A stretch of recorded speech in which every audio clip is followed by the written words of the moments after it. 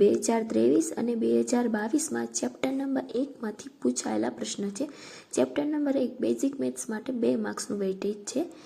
પ્રશ્ન નંબર 1, 15 અને 35નો ગુસાઅ શોધો। 15ના અવયવ પાડવાના છે, એવી રીતે 35ના પણ અવયવ પાડશું। 15ના શું પડે છે? 3 અને 5। 35ના શું પડે છે? મારી પાસે 7 અને 5।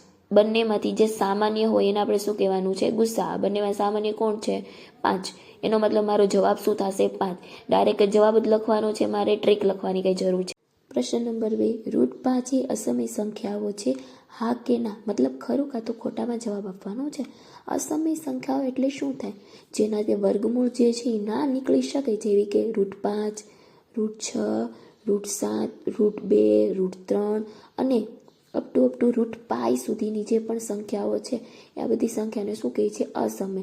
સમય સંખ્યાઓ એટલે મતલબ શું થાય? √4, √9, √16 આ બધી જે પણ વર્ગમૂળ નીકળી શકે એ બધાને શું કહેવાય? સમય સંખ્યાઓ।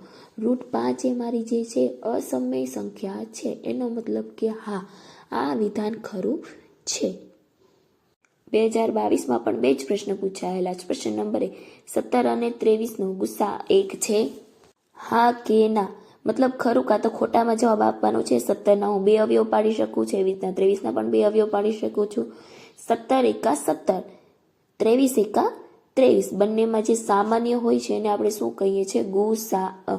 બંનેમાં સામાન્ય શું છે? 1। એનો મતલબ કે આ વિધાન ખરું છે।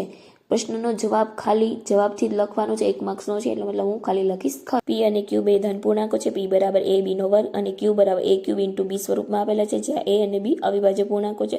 તો લસા p q નો મેળવો। p બરાબર a b નો વર્ગ, q બરાબર a ક્યુબ ઇન્ટુ b આપેલા છે। તો p બરાબર શું લખાય? a ઇન્ટુ b, q બરાબર a ઇન્ટુ b। બંનેમાં એલસીએમ લેવા જઈએ તો બંનેમાં જે વધારે ઘાત આપેલી છે એ લેવાનું હોય છે, a b અને જે વધેલું હોય બધું લખવાનું હોય છે। મતલબ શું મારો જવાબ શું થશે? a ક્યુબ ઇન્ટુ b નો સ્ક્વેર, મતલબ b નો વર્ગ।